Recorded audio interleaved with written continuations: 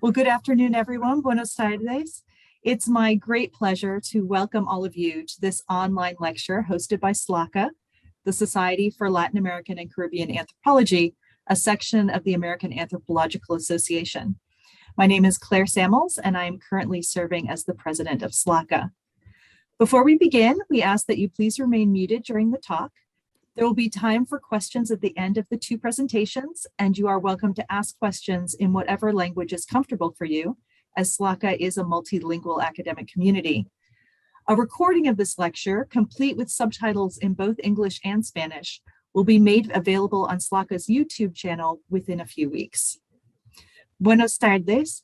Es un honor de presentarles a esa conferencia en línea, organizado por SLACA, la Sociedad de Antropología de Latinoamérica y el Caribe, que es una sección de la Asociación Norteamericana de Antropología. Yo me llamo Claire Samuels y actualmente sirvo como presidente de SLACA. Antes de comenzar, les pedimos que por favor permanezca en modo silencio durante las presentaciones. Habrá tiempo para preguntas al final de las dos presentaciones y usted puede hacer preguntas en cualquier idioma que usted prefiere, ya que SLACA es una comunidad académica multilingüe. Una grabación de esa conferencia completa con subtítulos en inglés y en español estará disponible en el YouTube de SLACA durante algunas semanas. It is now my great pleasure and honor to welcome our two distinguished speakers for today, Dr. Carol Browner and Dr. Gustavo Leal Fernandez. The long and impressive career of Dr. Carol Browner is impossible to summarize in a short introduction, but I'll try anyway. She is currently a professor in the departments of psychiatry, anthropology, and gender studies at the University of California, Los Angeles, where she also served as chair of the Department of Anthropology. She received her PhD from the University of California at Berkeley, served on the faculty of Wayne State University, and then taught for over a decade in both the anthropology and psychiatry departments of UCLA. Over her long career, she has conducted fieldwork in California, Texas, urban Colombia, and rural Mexico, centering on women's experiences of pregnancy, prenatal care, abortion, the use of medicinal plants, healthcare, and genetic testing. She has received prestigious grants from the National Science Foundation, the MacArthur and Ford Foundations, the National Institute of Health, and the Wenner-Gren Foundation, among many others. In addition to numerous journal articles and book chapters, Dr. Brown co-authored Neurogenetic Diagnoses, The Power of Hope and the Limits of Today's Medicine in 2010 on the role of genetic testing in the field of neurology, and her co-edited volume, Reproduction, Globalization, and the State, New Theoretical and Ethnographic Perspectives, which was published in 2011, was awarded the Elaine Basker Memorial Prize for Studies in Gender and Health from the Society for Medical Anthropology, and the most significant edited collection prize from the Council on Anthropology and Reproduction. Dr. Browner's career has shown an ongoing dedication to professional service and mentoring by, among other things, serving on multiple journal editorial boards and consulting with governmental and community agencies in the area of reproductive health services. Dr. Gustavo Leal Fernandez has an equally exceptional resume. He is a professor in the Department of Healthcare and Society at the Universidad Autónoma Metropolitana Xochimilco in Mexico City. He received his doctorate in economics from the Universidad Nacional Autónoma in Mexico, and then completed a postdoctoral fellowship at the University of Innsbruck in Austria, before taking a position in the Ministry of Health and Consumer Affairs in Madrid, Spain, and later teaching for a year at Duke University. Throughout his career, Dr. Leal has worked with numerous NGOs and governments on questions of public policy and social security programs. In addition to publishing articles and 2 books about social security and healthcare programs in Mexico, Dr. Leal most recently published a 2021 co-authored book titled Acción Comunitaria en el IMSS Bienestar, Visiones Operativas de la Otra Historia. This and his other recent publications have focused on the politics of health and social security under the administration of President López Obrador. We are delighted to welcome these 2 impressive scholars to speak today on the history of healthcare in Mexico and future directions under President Andrés Manuel López Obrador. Please join me in welcoming Dr. Carol Browner and Dr. Gustavo Leal Fernandez. Thank you for being here. Thank you very much. Well, I must say it's a great pleasure to be here with you this afternoon. My sincere thanks to President Claire Samuels and the board of the Society for Latin American and Caribbean Anthropology for the invitation to give this special lecture. And it's thrilling for me to be sharing this so-called stage with my colleague, Professor Gustavo Leal, whose work I became familiar with when I was researching for this presentation. I live in Mexico and have been following contemporary healthcare reform since President López Obrador came into office in 2018. And I thought a lecture on this subject would be of interest to this audience. And as I continued my research, I kept encountering the work of Professor Leal, and it was deeply fascinating to me. And eventually it occurred to me that he might offer an excellent expert perspective on the subject. And I invited him to join me in this presentation and was delighted when he accepted my invitation. So thank you. An unusual social experiment has been taking place in Mexico following the election of President Andrés Manuel López Obrador, who is popularly known as AMLO. For seldom, if ever, in our lifetime have we seen the major transformation of a nation's healthcare system. Yet this is what AMLO has set in motion. I will show you briefly where we'll be going in this presentation. I'll begin with a very brief history of Mexican medicine up until the 20th century. The next two sections will focus on the 20th century and the first part of the 21st, outlining significant events in Mexican society and healthcare. And for the part 4, I'll turn it over to Professor Leal to discuss the present and what may lie ahead.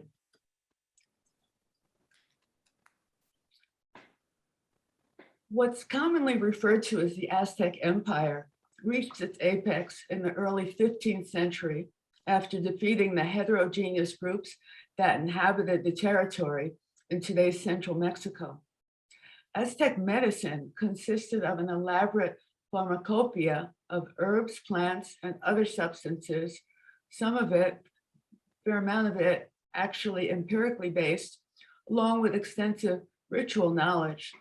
Other groups in the area had their own detailed ethnomedical understandings and practices, some of these empirical as well. In the 16th century, the early 1500s, soon after the Spanish arrived, they began setting up hospitals, which they got the Catholic Church to run. Those hospitals were really important to the Spaniards because they wanted and needed a healthy workforce and were willing to ask the church to devote its energies and resources to accomplish that. Mexico won its independence from Spain in the early 19th century, as did many other Latin American countries. And after that, power went back and forth between the centrists, who wanted a strong central government, and the federalists, who were more in favor of states' rights. But neither form of government played much of a role in administering or regulating medical services. Instead, until the 20th century, local governments were in charge of public health. They exercised medical authority over a panoply of practitioners and traditions, as you can see briefly spelled out in this slide, the indigenous practices that existed before the Spaniards, immigrant healing practices, ancient Greek and Latin-derived humoral medicine, and European allopathy and homeopathy. Allopathy is, of course, what we call mainstream medicine. But should they need it, most people got medical attention from indigenous midwives and healers. Public health, such as it was on a local or ad hoc basis. Municipal governors, many of whom were impressed by what they saw when they arrived in Mexico, looked to indigenous sanitation practices for monitoring streets and markets and housing conditions and cemetery hygiene. This monitoring, to the extent that it was administered by local health commissions, but they really weren't given much resources or authority to be very effective. So that's my brief historical overview. I'll move more into the 20th century. Liberals and intellectuals began to challenge in earnest Porfirio Diaz's long dictatorial regime and his persistent violations of the principles of the Democratic Constitution of 1857, which was created when independence was established. That Constitution outlawed slavery and guaranteed important individual rights, including freedoms of speech, assembly, and the press. However, the 1917 Constitution that followed the end of the Second Mexican Revolution, first of all, reasserted the individual rights that Porfirio Diaz had habitually ignored, including freedom of speech, assembly, and the press. It went much further to recognize collective rights sought by labor unions and peasant organizations, among others, including the rights to organize and strike.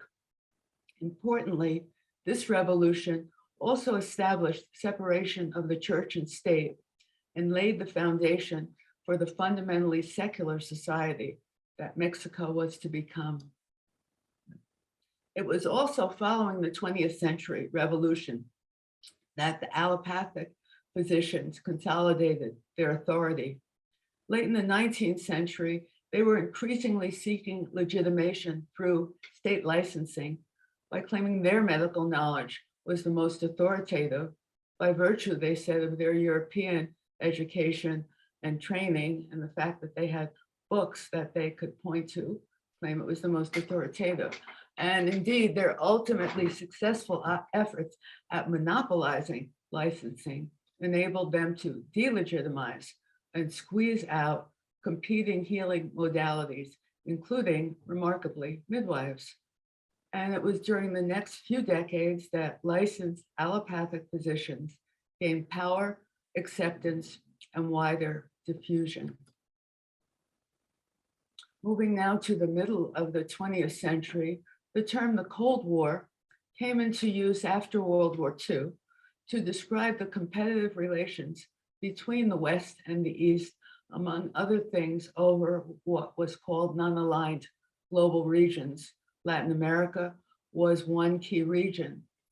And at the heart of this competition was the type of government these countries would create after World War II ended, since many of these countries were deeply attracted to the kind of government Russia had established following its own revolutions, with its commitment to alleviating major social problems such as poverty and inequality and promoting social justice, and also reducing the global toll of sickness and disease.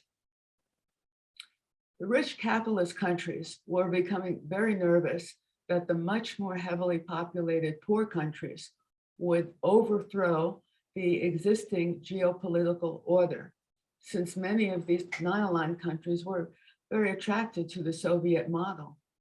And the US and Western response was, I would say, a more narrow one.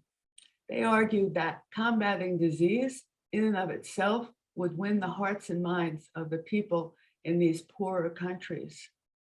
The idea was that technical training and loans would necessarily lead to better health and therefore increased productivity and therefore higher standards of living, hopefully obviating the appeal of the Soviet system and the broad-based social change that was fundamental to it.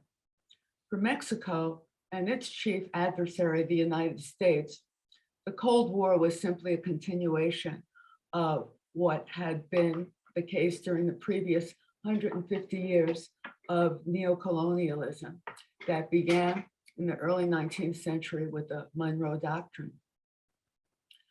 But throughout this period of the Cold War, Mexico, like other Latin American countries, worked hard to maintain its independence and, importantly, to adhere to its social justice values that had been enshrined in the 1917 Constitution. This means that its objective was indeed to promote economic development and industrialization, but to do so within a social safety net. The Mexican government managed to make explicit these social justice values in 1943 with the passage of the Federal Social Security Law, which made the state responsible for the nation's collective well-being. The law's objective was to guarantee the rights to health, medical care, and employment, along with the social service necessary for individual and collective well-being. The following year, in 1944, these rights were codified through the establishment of the Instituto Mexicano de Seguro Social, known as IMSS, which was an integrated system of pensions and health services with access guaranteed for all Mexican citizens. However, while ideas are all good and well, and efforts at implementation always laudable, they didn't always match up with the reality. The IMSS covered a minority of Mexican workers, only those in the formal sector. You see all of the work professions that were not covered.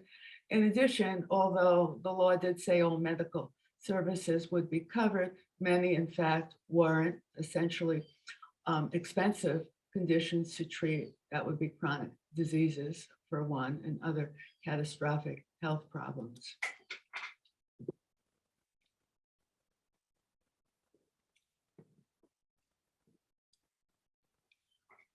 I've called this next section of the talk 36 years of neoliberalism, which is technically how long neoliberalism lasted in Mexico before the election of AMLO. So just as in Latin America, including Mexico, were sites for intense Cold War rivalry, in the 1980s, the region became an early testing ground for experiments with the neoliberal economic model known as the Washington Consensus.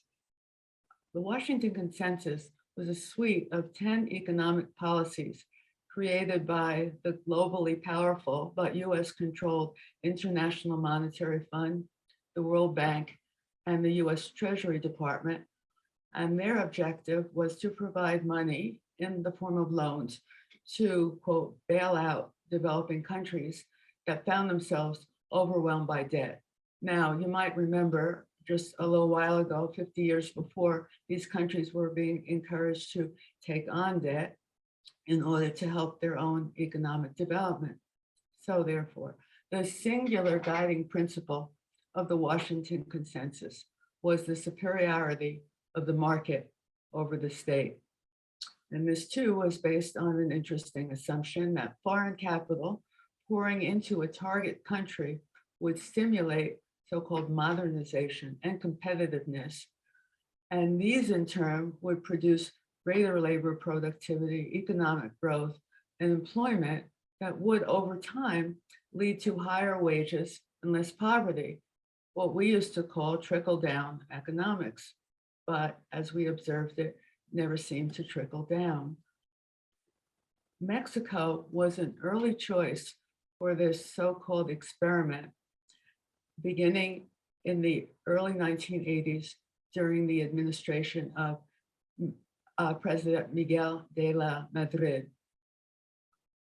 The 80s and the 90s saw two major collapses of the Mexican economy, the second one close on the heels of the signing of NAFTA. And the reforms that the Washington Consensus insisted on imposing as a condition for receiving the money for these loans. The first was called initial reform. It led to a drastic destruction of the state and the economy through what was called a structural adjustment. I think that essentially meant that the state was supposed to butt out of the economy to remove all the protectionist impulses of the state. And to do that, it required, among other things, massive cuts in spending, public spending, raising interest rates, increasing taxes, and caps on wages. It was, in fact, super successful at realizing its goals in that during De La Madrid's 6-year term alone, minimum wage for formal sector workers fell by 44%. These so-called reforms were pursued more aggressively during the administration of Carlos Salinas de Gortari and the signing of the North American Free Trade Alliance. Now, I found it interesting that these Washington Consensus acts are always spoken of in terms of reforms, because normally when we think of reform, we think of it as something to improve a situation. And of course, there's always the problem of improve for who or what. So it's impossible to overstate the consequences of these reforms for Mexico and its citizens. They included the destruction of domestic industry and the destruction of rural economies, deregulation of key economic sectors that had previously been protected against outside interests, such as banking and railroads. Moreover, destruction of domestic industry laid the groundwork for the development of what was referred to as a new industry, the maquiladora industry, which by no means was domestic since the profits mainly left the country, and an influx of imported products. Importantly, pharmaceuticals were among them. And this, in fact, was the start of, excuse me, the start of what's been called the medical industrial complex. I want to take a moment to talk about the truly devastating effects of these reforms, I guess I could call them policies, on Mexican agriculture. NAFTA's decision to allow free trade on all agricultural products with zero tax particularly undermined the agricultural production of small farmers and indigenous communities. This was because they simply couldn't compete with US subsidized, capital-intensive agribusiness, which was patently unfair since the US government subsidies were what gave US agribusiness its edge. And so, astoundingly, Mexico became an importer of even its traditional agricultural subsistence products of corn and beans, which had been domesticated in Mexico in the first place, along with the need to import other essential commodities like beef and soy from large agricultural producers in Canada and the US. So that was agriculture. I'll talk for a moment about Eames, which also was an early target for neoliberal reform. Now, indeed, it had remained untouched since the 1940s and had become very expensive to operate while being inefficient with often questionable quality of care. And as an entity run by the Mexican state, it was therefore centralized and susceptible to breeding monopolies, which did tend to be expensive and not necessarily efficient. Speaking more generally, the Washington Consensus reforms deeply fractured the social contract at the root of the 1943 Social Security law, since, as commentator DeWayne observed, benefits from Social Security were now directly related to income. And those who earn more will receive more benefits than those who earn and contribute less, forgetting that without solidarity, there's no such thing as Social Security. These same reforms also eroded workers' rights in major ways, including their access to the basic pensions that they had been guaranteed until now, and also diminishing their bargaining power in individual labor disputes. I want to now introduce the work of a brilliant Mexican sociologist who's been a personal hero of mine for decades. Some of you probably know her and her work as well. Asa Cristina Laurel pioneered in developing concepts that are fundamental to the field of social medicine, including articulating key elements of the idea of disease as a social process. And I believe she was first to warn of the implications of Mexico's growing medical industrial complex for Mexican society. But by no means has Professor Laurel been a typical academic. She's been a close ally of AMLO for decades, and he's appointed her to important political positions, most recently from 2016 to 2020 as an undersecretary in his federal Ministry of Health. Laurel published a very important article in the mid-1990s in the International Journal of Health Services, which she provocatively titled 3 Decades of Neoliberalism in Mexico, the Destruction of Society.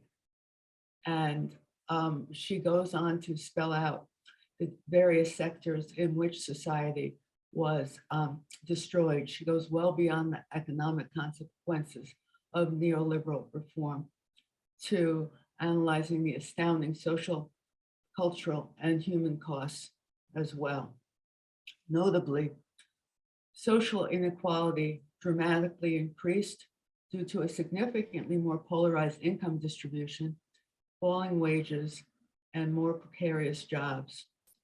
The rate of migration to the US intensified considerably, at least doubled, certainly more. There was sharp growth in corruption, repression, extra-legal activity, and extreme violence.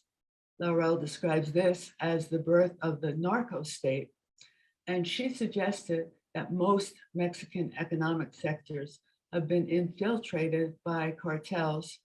One estimate I found described the scale at $500 billion a year. And another very concrete result has been extremely slow growth of the Mexican economy, with the extra legal economy helping to keep the general economy afloat. There have been other major human costs to neoliberal reforms as well. For one thing, health has deteriorated in significant ways post-NAFTA, with preventable health problems such as maternal mortality and TB persistently high, leading to lower life expectancies and infant mortality than in other similar countries. There have been dramatically marked increases in disorders associated with violence and also individual and social stress. And linked to the demise of Mexican agriculture that I just talked about has been the destruction of traditional eating habits, which have been replaced by a ubiquitous junk food culture relentlessly promoted by mass media. There have been efforts throughout Mexico in the past several years to try to tax junk foods and limit their sales. However, the people who are selling them are extremely powerful in reducing the effectiveness. Little change. There has been a little bit of improvement. But to illustrate my point more vividly, I want to talk for a moment about sugary soft drinks. Before NAFTA, Mexico was already a major consumer of soda pop. but after NAFTA, things quickly got worse. By 2008, the percent of children aged 6 to 11 who consumed soft drinks rose to 91%, while the calories children these ages consume from soft drinks increased by 60%. The consequences, both for children and adults, have been profound. Today, Mexico has the second largest obese population in the world. You might guess which one is first, and the highest prevalence of obese and overweight children in the world. Mexico is first in type 2 diabetes caused by eating, mainly among Latin American countries. And this diabetes largely goes untreated because nearly half of Mexicans who have diabetes also have impaired vision as a result of that disease. And diabetes isn't the only problem. Mexico also has much higher rates of ischemic heart disease compared with Argentina, for instance, Chile, and Brazil, countries with similar gross domestic products. Mexico also has much higher child death rates from malnutrition and anemia. So as neoliberalism became further entrenched during the conservative presidential administrations from the 1980s until the early 2000s, a more progressive voice was gaining popular support. Andrés Manuel López Obrador in the year 2000 was elected governor. It's called head of the government of Mexico City in the year 2000. He was already well known for many years. He has published 18 books that are mainly socio-political analyses and histories. He's been a political activist and a politician for most of his career. Quickly upon assuming the office of the head of Mexico City, he moved to institute important innovative social programs, and high on his list of priorities was universal free healthcare for Mexico City residents. And the other important programs you can see outlined here. And one thing that AMLO has emphasized is that he's not a socialist. He's center left, but he does not wish to challenge the foundations of capitalism. So he talks about, or hopes for at least, capitalism with a human face. Professor Leal might talk a little bit more about what this has meant. However, I think largely as a response to AMLO's creating a universal healthcare program in Mexico City, which has about 20% of the nation's population. When Vicente Fox became president around the same time in 2000, he created Seguro Popular de Salud. Interestingly, maybe ironically, Vicente Fox had been president of the Coca-Cola Company before he became president of Mexico. But he did feel called upon to create a basic package of health services for uninsured Mexicans. By its conclusion, 15 years later, in 2018, Seguro Popular had insured 53 million Mexicans and ultimately 2,000 official disease diagnoses, 65 catastrophic conditions, and 100% of all health conditions for children under age 5. The program was discontinued in 2018 when AMLO was inaugurated. Some of its objectives were definitely achieved in a minimal way. Public health expenditures increased. They had been super low at 2%. They went up to 3%. Out-of-pocket expenses declined. And the proportion, maybe most notably, the proportion of those without insurance dropped from almost 30% to 15.5%. However, the shortcomings of Seguro Popular were intrinsic to its neoliberal conceptualization. And I have to thank Professor Leal's work for some of the material I'm summarizing here. There were both structural and systemic problems with Seguro Popular. Among the structural problems were charges for services in the form of copays, no matter how essential. Workers who were hired during this period were not hired on full-time permanent contracts, as is the case for EAMS, but rather on short-term precarious contracts, which left them at the high risk of being fired with no benefits, all of which are terrible for morale of these workers. Possibly worst of all, no collective bargaining.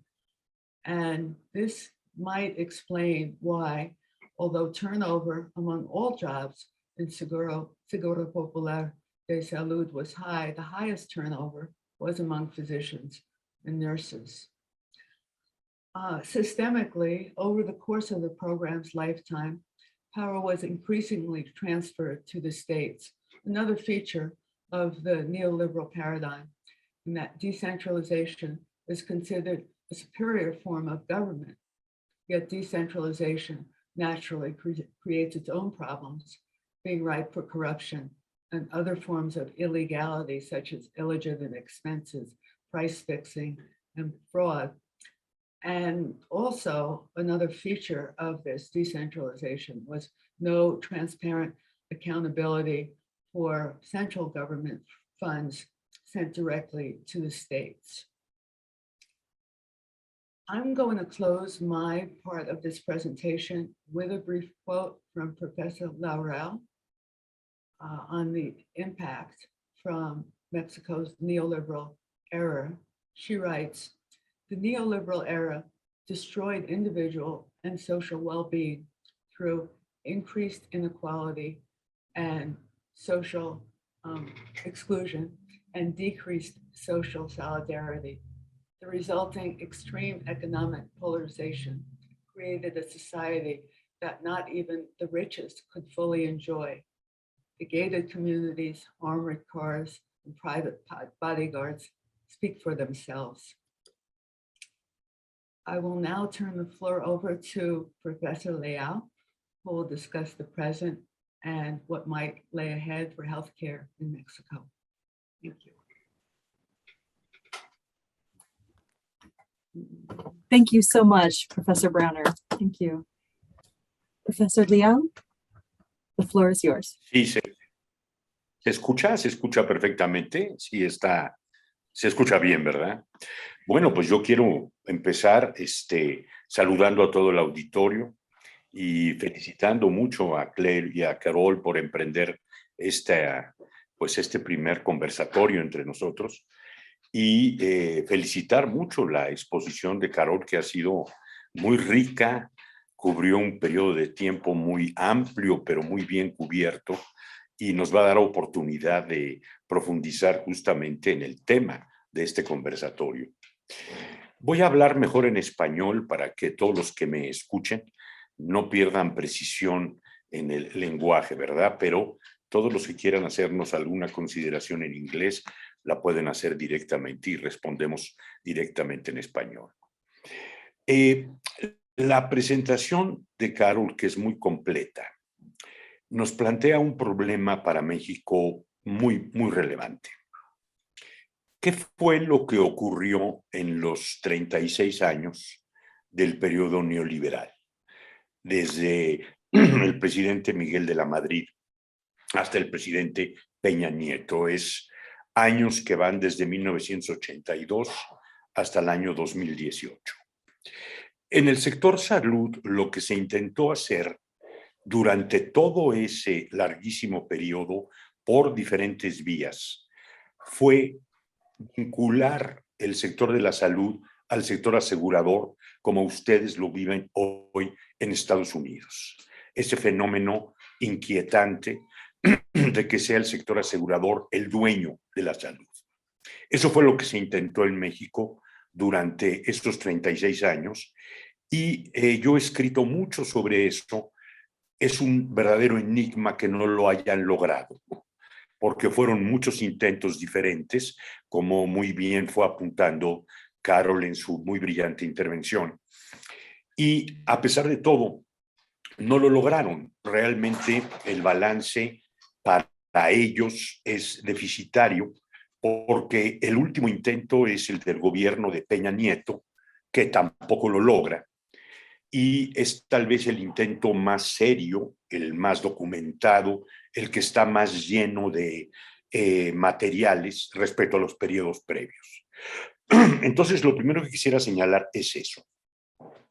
En los 36 años previos a la llegada de López Obrador al poder, en salud se intentó replicar un modelo como el de Estados Unidos. 2, fracasaron. Tercero, cada periodo es diferente. Aquí es donde es muy importante ser precisos en el análisis. Hay varios presidentes de por medio, está de la Madrid, Salinas de Gortari, Zedillo, son 3 presidentes priistas, luego hay 2 presidentes del PAN, Fox y Calderón, luego hay otra vez un priista, eso es muy interesante. Y en México algo que costó trabajo ordenar en el debate es que con mucha frecuencia se generalizaba todo el periodo como si hubiera sido homogéneo. No lo fue. Cada periodo es diferente y cada uno ha sido objeto por parte de mía de un análisis preciso de cómo se estaban activando estas propuestas para armar un mercado asegurador en salud en México. Hay que agregar también, lo comentaba con Carol y con Claire, que en la política social mexicana sí avanza el sector asegurador en materia de las pensiones.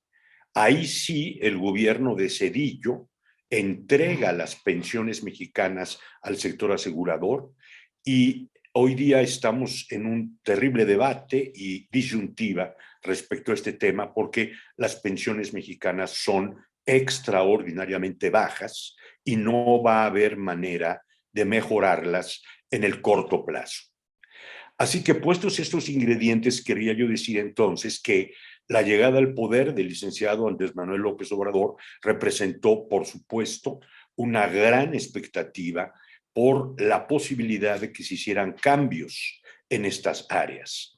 En el caso de la salud, aunque el sector no fue propiamente llevado a la privatización entera, es cierto que estaba en una condición sumamente crítica y es un hecho que de haber ganado en México un candidato como el que tenía el PRI en ese año, un tecnócrata, José Antonio Meade, se hubiera cumplido finalmente el anhelo de subordinar la salud al sector asegurador.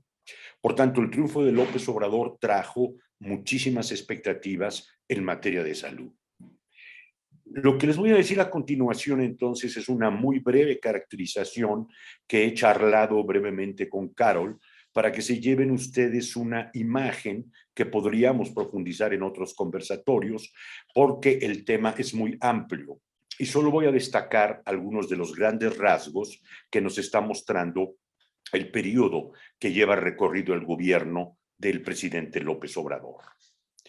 O sea, lo primero que habrá que decir es que en estos 3 años, este gobierno está intentando poner las bases del primer modelo post-neoliberal después de 36 años, lo cual es una tarea sumamente compleja y por tanto no hay que hacer lecturas precipitadas, sobre todo de descalificación desde mi punto de vista, sino que hay que reconocer que los problemas públicos, vistos desde las perspectivas de la public policy, siempre son asuntos complejos que requieren sobre todo tiempo.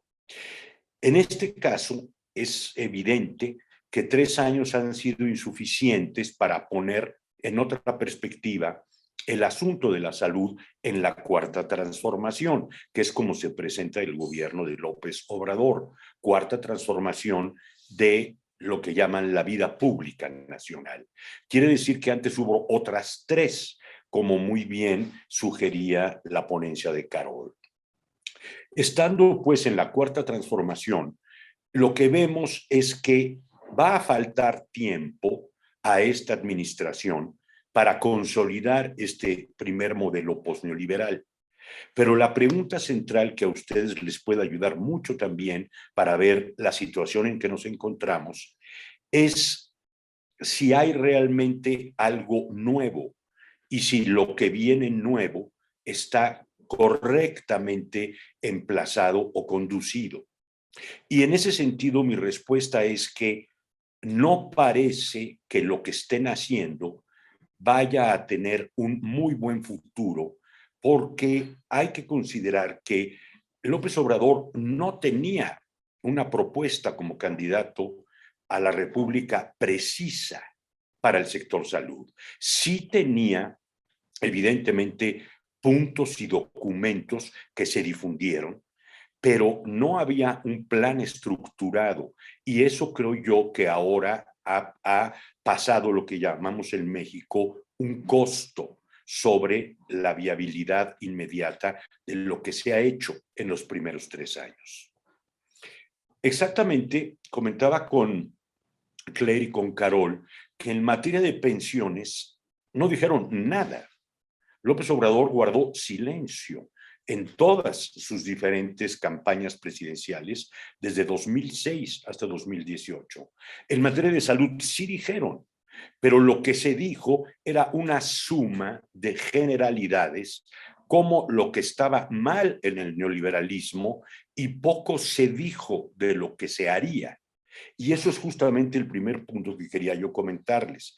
Al no haber una propuesta precisa previa, se ha ido construyendo esta agenda en el camino y se ha ido construyendo a partir de un liderazgo muy fuerte del propio presidente de la República, quien es claro que muchas veces no ha recibido la mejor de las asesorías y por tanto se han tomado algunas decisiones que evidentemente no parecen garantizar que el primer modelo postneoliberal vaya a operar con la potencia que se hubiera esperado, dada la fuerza también del resultado electoral, porque la elección de 2018, donde gana López Obrador, pone al frente del Poder Ejecutivo de México a un presidente sumamente fuerte, con gran poder en las 2 cámaras legislativas y con un caudal de votos que indicaban evidentemente la presencia de una mayoría muy útil cuando se trata en las public policies de establecer los nuevos diseños justamente de esas políticas. Así que lo que tenemos es que hasta este momento realmente se ha ido construyendo una agenda sobre el camino y obviamente no podemos dejar de mencionar que a lo que se había empezado a poner como primeros elementos de este modelo postneoliberal, pues les cayó encima la pandemia que llegó justamente en el mes de marzo de 2020, cuando el gobierno llevaba escasamente año y meses en el poder. Y evidentemente eso se tradujo en la obligada pues posposición de la agenda estructural para construir este primer modelo postneoliberal. En este sentido, quisiera continuar señalándoles que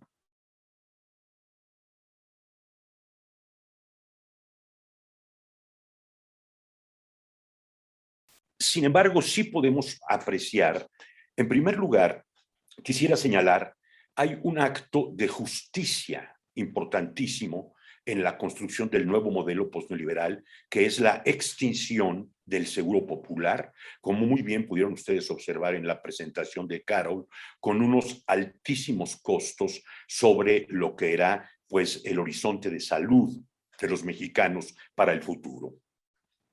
Quisiera yo decir que este seguro popular recibió mucha publicidad, sobre todo en Estados Unidos, gracias a que los tecnócratas mexicanos que lo diseñaron tenían una visión, lo que yo he llamado un cosmopolitismo de derecha absolutamente anglosajón.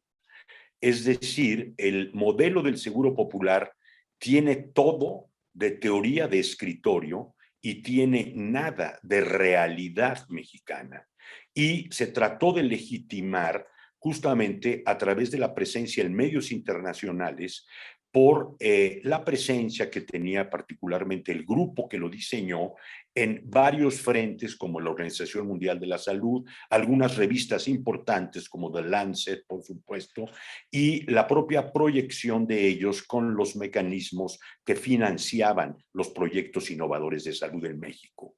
Quería decir esto mucho porque es probable que ustedes encuentren en la literatura en inglés muchos artículos que son loas descaradas a este proyecto del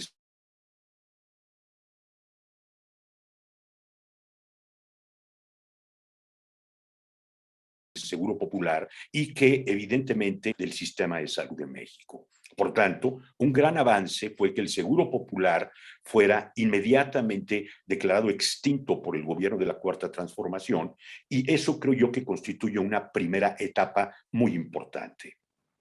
Para los que hemos seguido el análisis del sector salud durante tantos años, era evidente que dada el volumen masivo del voto a favor de López Obrador, era necesario una corrección de esta profundidad, eliminar eso que yo bauticé como que no era seguro ni mucho menos popular. El asunto es que una siguiente etapa tiene que ver después con la constitución del INSABI, Instituto Nacional de Salud para el Bienestar, que es el aparato que se diseña para enfrentar el reto de brindar atención a la salud a toda la población mexicana sin seguridad social, que puede alcanzar en este momento una cifra cercana a entre 63 y 69 millones de mexicanos. Aquí vamos a ver un primer rasgo de lo que fue o es peculiar de la agenda de López Obrador con la Cuarta Transformación.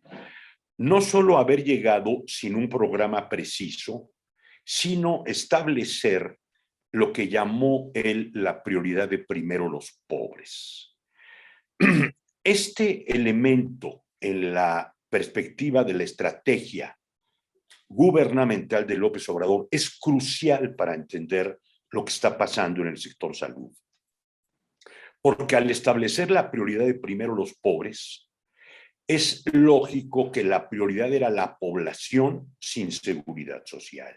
Eso es entre 63 y 69 millones de mexicanos. ¿Dónde está el resto de la población?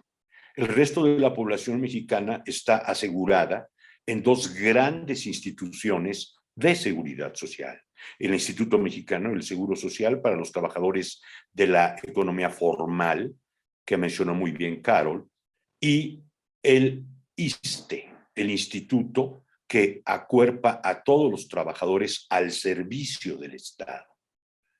Estos dos espacios muy importantes que tenían los mejores avances en materia de protección social en México desde 1940, como también señaló Carol, pues evidentemente pasaron a segundo plano en las prioridades del gobierno de López Obrador, porque López Obrador puso por delante a la población, primero los pobres, que es la que no tiene seguridad social.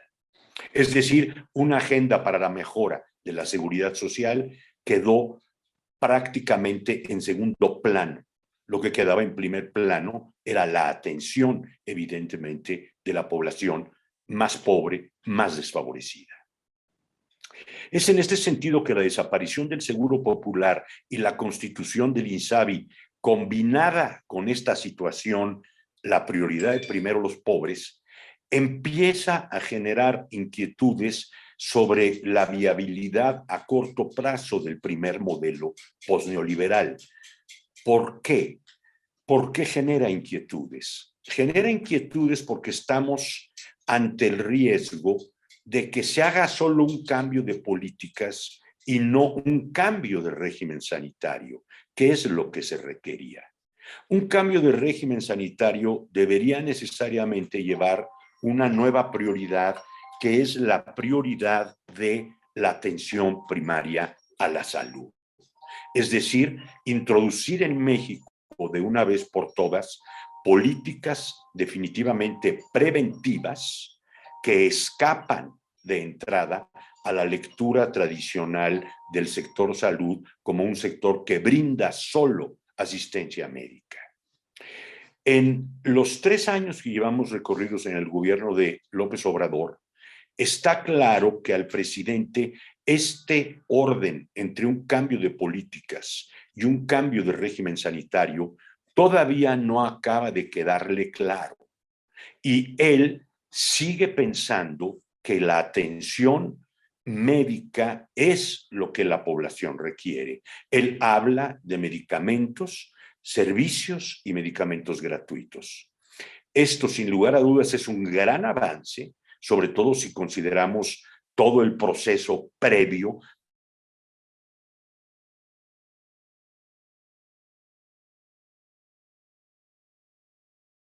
con enorme corrupción, particularmente el equipo de gobierno no ha acabado de madurar una propuesta de modelo postneoliberal que se anticipe a los daños, que es lo que debe existir dentro de los esquemas de atención primaria a la salud.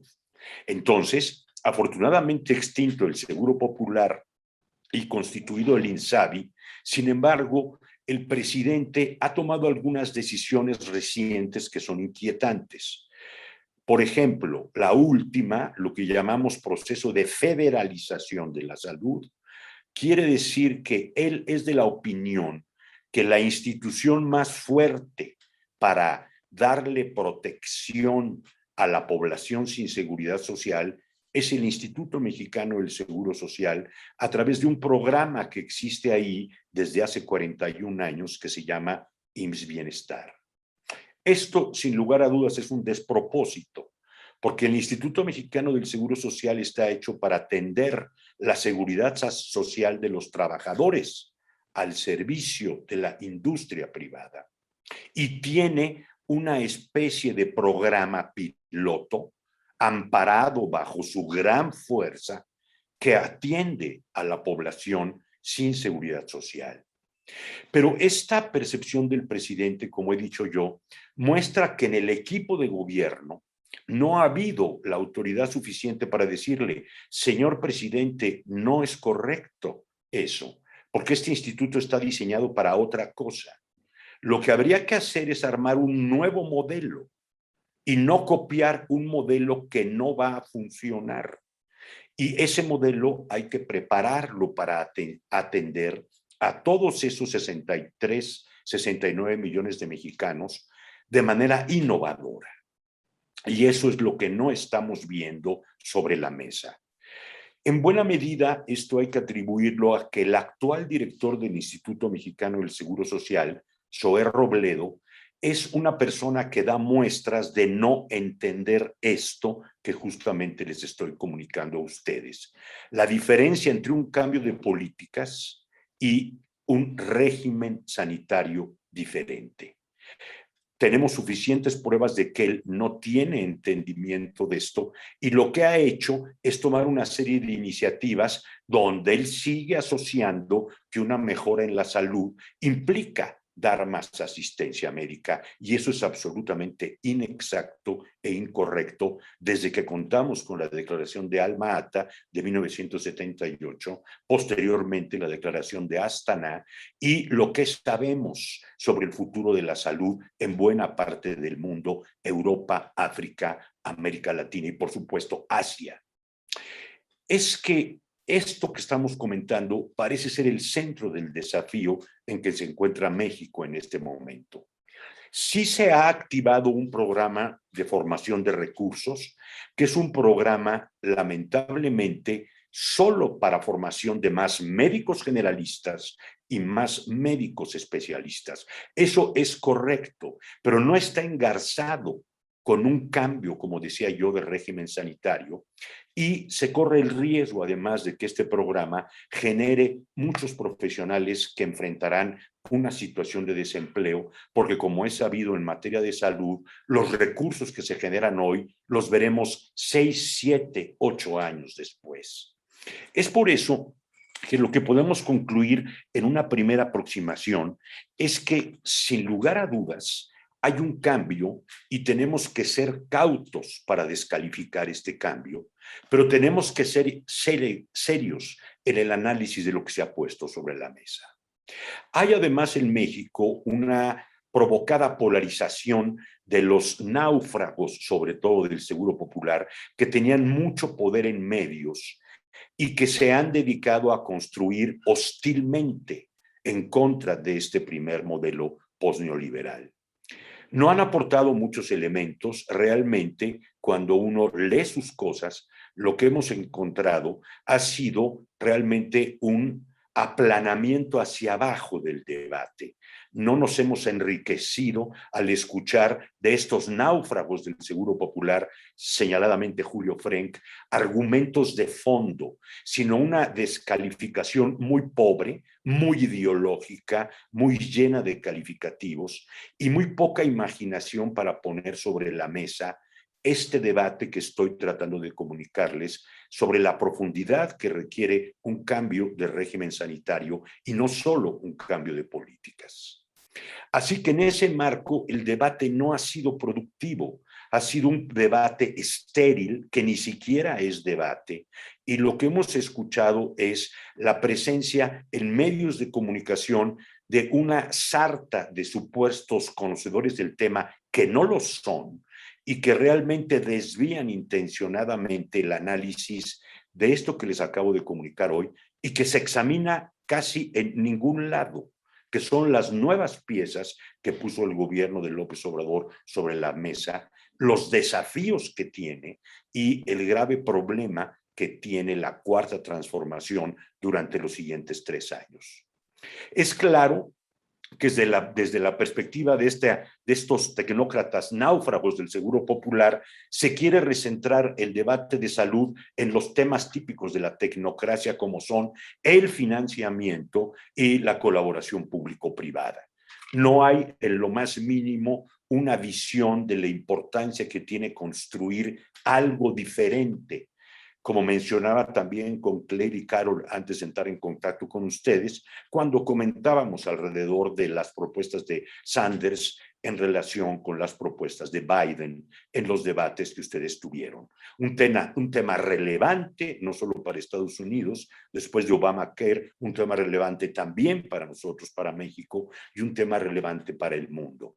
¿Qué se hace hoy con los dispositivos del sector salud, sobre todo después del paso de la epidemia, que mostró como conclusión indiscutible que el sector salud no puede ser dejado nunca en manos de una gestión privada, porque ocurre lo que hemos vivido estos 2 años en términos de una altísima mortalidad?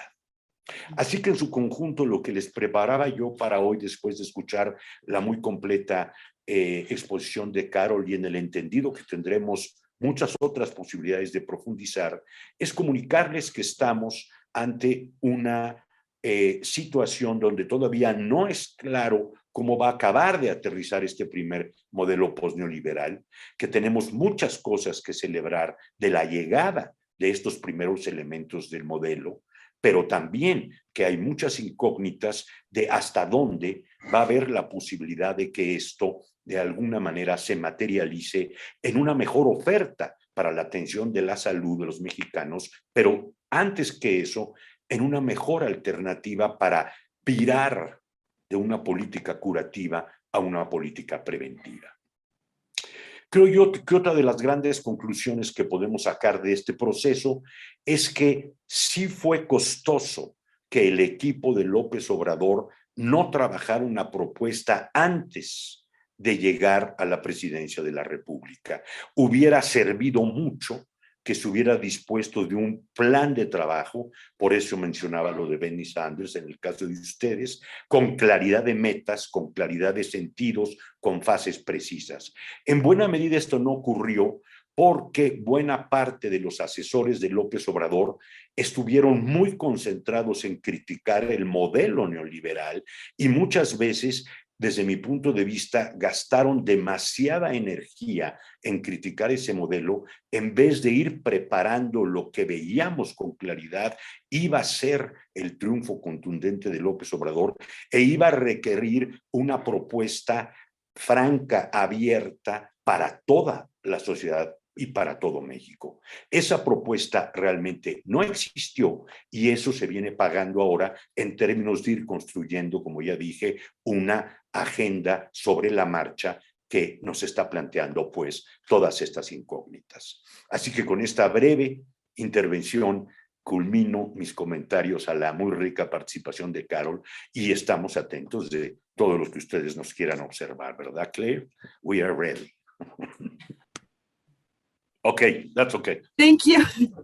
Dr. Leal, thank you so much for that really interesting set of comments. It's really just a fascinating topic. And Dr. Browner, thank you for that presentation. We'd like to open the floor now to any questions. Estamos atentos para cualquier pregunta. Se puede levantar la mano electrónicamente. Dr. Briggs, would you like to ask your question? Buenas tardes, buenas noches a todos y a todas. Muchas gracias por dos excelentes exposiciones. Tengo una pregunta. No sé si cada idioma de repente cambio al inglés. In the 2000 elections, I think I'm having a little.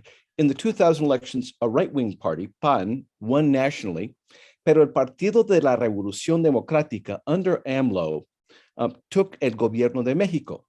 Asa Cristina Laurel became la secretaria de salud of the city of Mexico and used the Latin American social medicine principles that she helped devise in academic terms to really attempt to transform public health. So if this period constituted a great experiment, to use the words that she, in the title of one of her articles, in figuring out what Latin American social medicine does when it governs, to what extent did the AMLO government, how has it been able to use this limited experience governing in the city of Mexico to be able to now act on a national scale?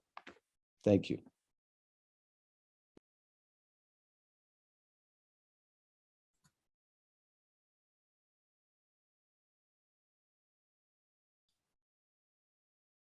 Gustavo, creo que tú tienes que responder, por favor. Muy buena pregunta, Charles. ¿Entiendes bien español, Charles? Sí. Ok. El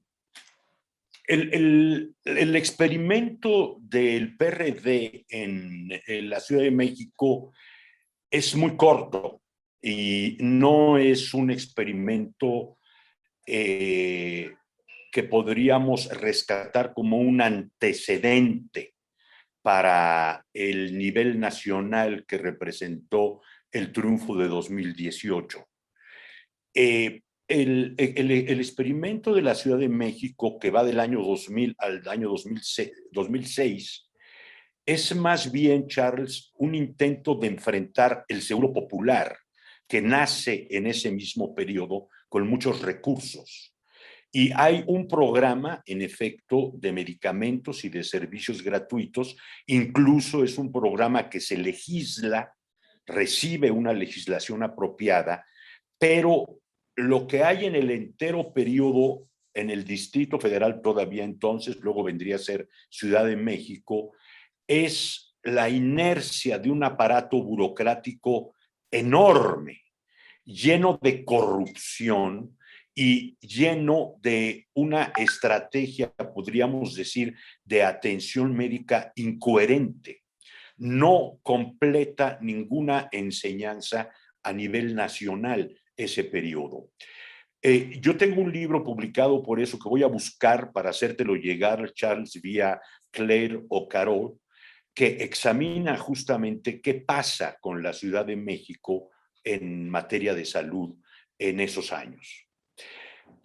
Es en ese sentido que más bien la pregunta es ¿por qué López Obrador teniendo esa experiencia de 5 años en la Ciudad de México y luego tantas campañas presidenciales donde hubo muchos foros de salud, no se preparó un documento adecuado desde el principio, sino que fue incluso compleja la conformación del equipo que iba a tratar en México el asunto de la salud. Incluso este equipo termina con problemas internos y hay una serie de diferencias al interior que también ha sido corresponsable, desde mi punto de vista, Charles, de que no haya una conducción precisa con mando estructurado. Esto en materia de políticas públicas lo llamamos el estilo de la toma de decisiones. Este es un factor muy importante que no quise introducir, Carol, en esta ocasión al esquema para no ampliar más el análisis, pero en el caso mexicano es un factor estructural. Ese estilo en la toma de decisiones ha generado una concentración muy grande en la figura presidencial. Y eso no siempre es recomendable, sobre todo si lo que se trata es de equilibrar en un país con un modelo descentralizado como el mexicano, donde tenemos 32 estados con una gran diversidad entre el norte, sur y el centro del país. Entonces creo yo que eso podría contribuir, Charles, a responder a tu pregunta.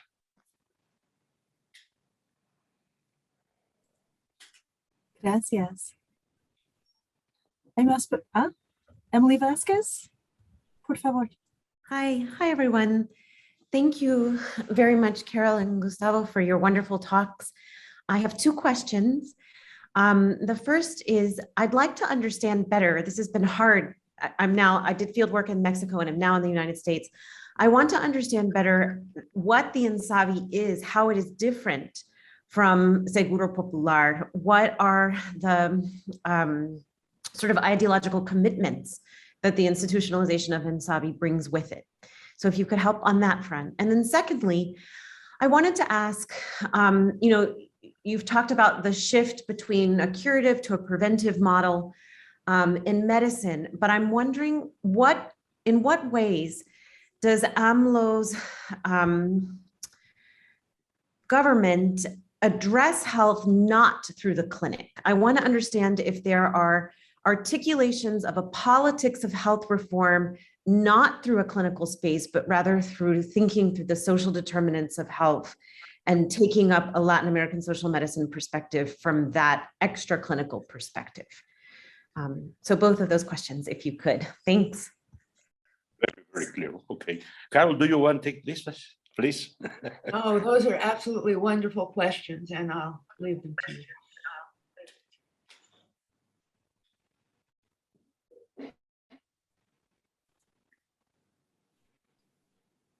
Thank you for giving. Gracias por dejarme una oportunidad, pero mejor que tú contestas, por favor.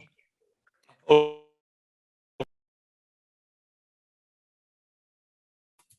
you're muted, Dr. Leal. Sorry. Yes, okay. Emily, ¿entiendes algo de español? Emily, ¿sí? Sí, gracias, sí.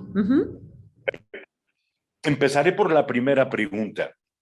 La diferencia es muy grande. El Seguro Popular realmente era un programa para colocar a la población en el camino de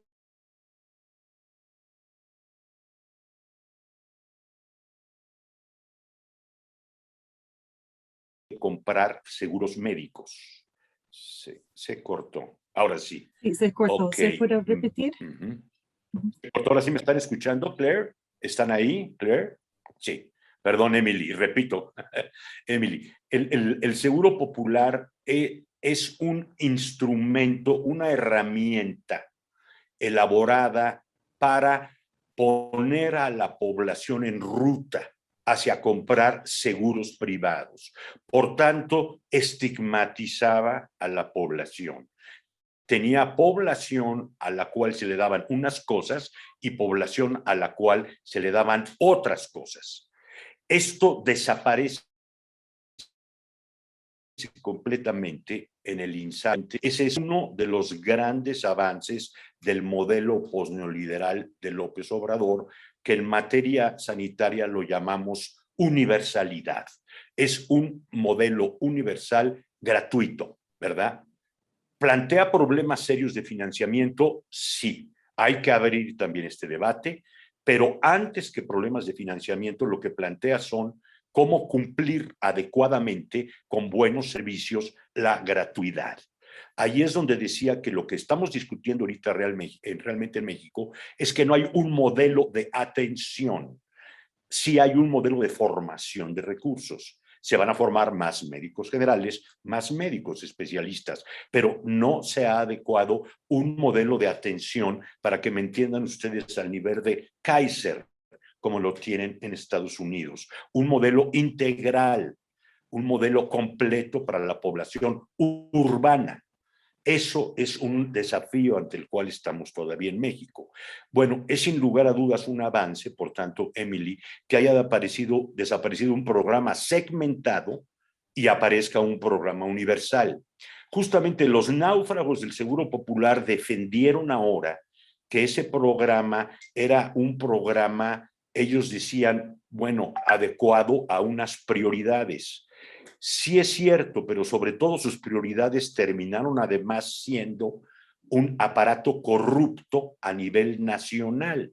Como el diseño era muy malo, el Seguro Popular se volvió una caja para que los gobernadores tuvieran recursos y poco o nunca llegaron al campo de operación sanitario. Eso respecto a la primera pregunta. Y perdón, la segunda era sobre, Emily.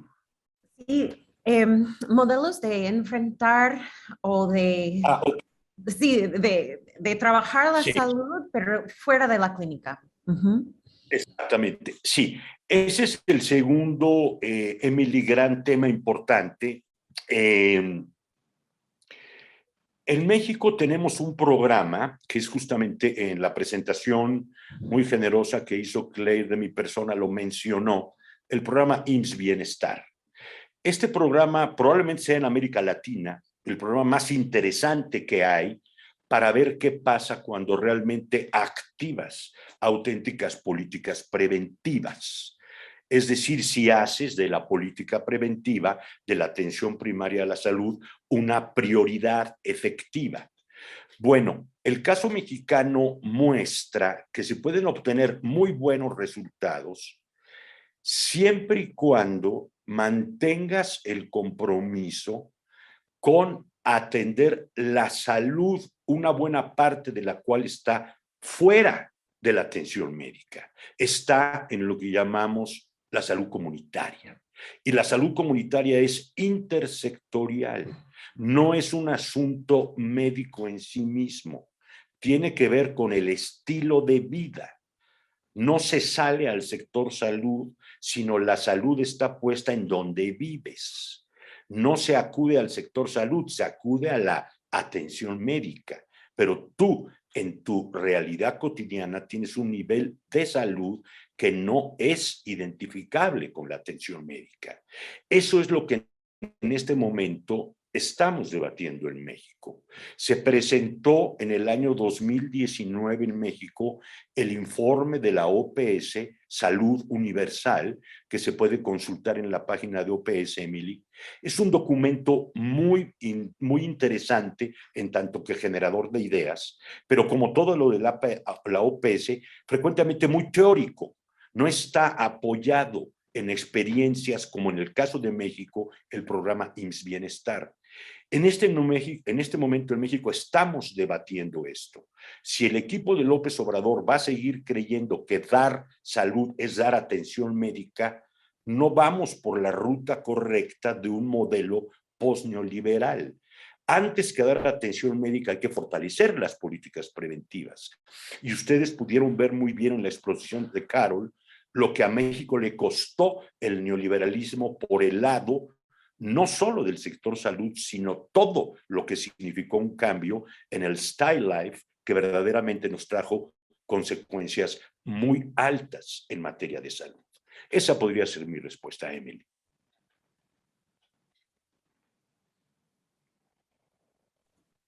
Tenemos tiempo para una pregunta más. We have time for one more question. I know there's several in the chat box. Would anyone like to raise their hand electronically?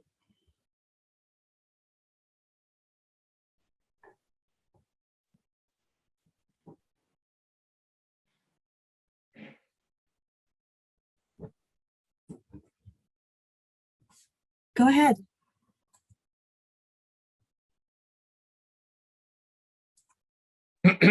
Jay, thank you.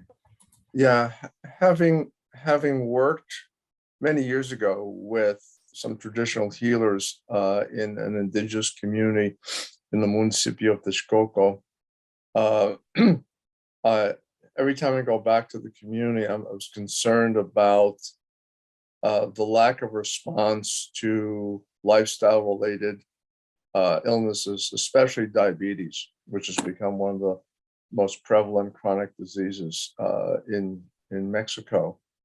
And I've worked in the US with an African American, Latin American context with programs that fuse the knowledge of indigenous healers with, quote, modern medicine.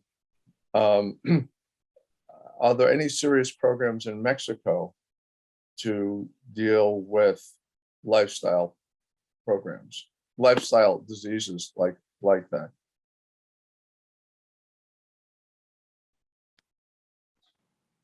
Yes. Carol, you want to? Excuse me. Yes. One for you, please. Take it. Yeah, I think we've had really excellent questions in this period, and I appreciate your answers, Gustavo. I think this last question is really important. It's, of course, not just a problem for Mexico, it's a problem for all of the US. You saw that chart I showed about obesity going up everywhere in the world, actually, and health declining. I think it would be really fantastically productive if there were more holistic approaches to planning health services that took into account the knowledge that ordinary people have, that healers have. That knowledge still exists, although it's rapidly disappearing. And one would hope that AMLO, with so much of his experience living in indigenous community, would indeed go back to that. And as Gustavo says, the poor will come first, but we're still waiting to see that. He has time. Fortunately, there are 6-year terms for presidents in Mexico. And I think it would be an extremely good investment for not very expensive one, as opposed to a technocratic solution, which is always very expensive with uncertain gain. I think this would bring absolute gain for very little cost. Okay, Carol. Yes. Jay, ¿estás escuchando, Jay? Sí, claro. La verdad, Jay, es que no podríamos decir que en este momento hay nuevos dispositivos serios, estructurados, sistemáticos para enfrentar las crónico-degenerativas. La pandemia fue terrible en México en ese sentido, como también lo fue en Estados Unidos, pero aquí entró con un peso muy grande las comorbilidades, ¿verdad?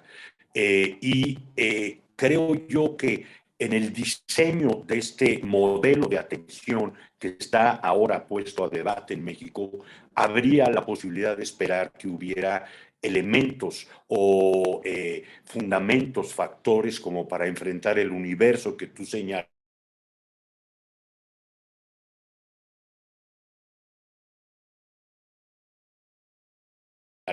que ubico perfectamente, sobre todo en la zona de toda esa región, pero en este momento yo no veo que hubiera programas específicos a nivel federal. Habría que ver si hay programas estatales y municipales que se hubieran concentrado directamente en este universo, pero hasta donde yo tengo conocimiento, Jay, todavía no habría una perspectiva muy visible de estos programas, ¿verdad? Esa sería la respuesta que podríamos dar, Jay. Let me answer in English because I'm getting so old, my Spanish has deteriorated so much. The model that I would see from Mexico would be involving public health schools and working with group behavior rather than individual behavior. I say that from working as an applied anthropologist in the former United Republics of Yugoslavia in the 80s before the Civil War, where they had a very good health system, but it was very individualized. And they found that dealing with lifestyle issues such as hypertension and diabetes could only be effectively done through forming groups in the community in alliance with public health peoples, and often with the nurses in rural communities where I worked, where there might be a public health nurse working with midwives, and that also is also the least expensive kind of program to do. Excuse me, I also have a cold. All right.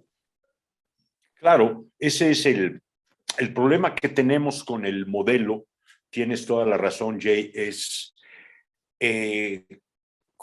más allá de lo que cueste la composición multifactorial del equipo, ese es efectivamente el desafío, ¿verdad? En México le llamamos tener no solo los elementos de atención médica adecuada, sino también los equipos para la acción comunitaria indispensable en el trabajo preventivo. Y claro, sí, como tú dices, Jay, eso es muy caro, pero ese no debería ser el criterio. Es lo que estamos esperando en México, es que eso no fuera el criterio como lo fue durante todo el periodo neoliberal, diciendo que la verdadera prevención era muy costosa. Claro que sí. Poníamos siempre el caso de lo que ha costado que ya no puedas entrar a la City of London, por lo que tienes que pagar para poder entrar a la ciudad, ¿verdad? Claro, es caro, sí, pero eso lo vale, evidentemente, una verdadera política de salud y sobre todo, Jay, una política que equilibre auténticamente la prevención y la cura, que es la tarea principal de una correcta política de salud. Es decir, que si realmente anticipas, pues entonces, como estamos viendo ahora con el proceso de vacunación, pues se te va a expresar en menores hospitalizaciones. Eso te da muestra de una corrección. Lamentablemente, como te decía, en este momento en México, eso todavía no acabamos de llegar a apreciarlo en el debate como nos gustaría. Estamos en unas etapas previas, pero seguramente ya en próximos conservatorios te vamos a poder poner al tanto de si hubiera avances en esa materia, ¿verdad? Gracias por su avance. You're welcome, Jay. Dr. Browner, did you want to add anything to?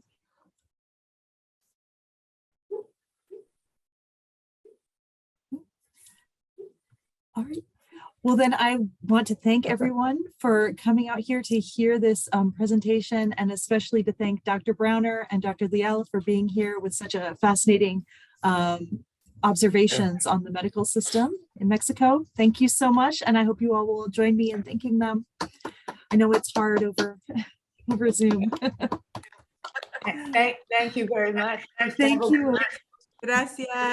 Gracias, Gustavo, por su participación. Yes. Gracias a ustedes y a todos, Carol, Claire, muy interesante y see you later. Muchas gracias. Muchas gracias. Tenemos que decir.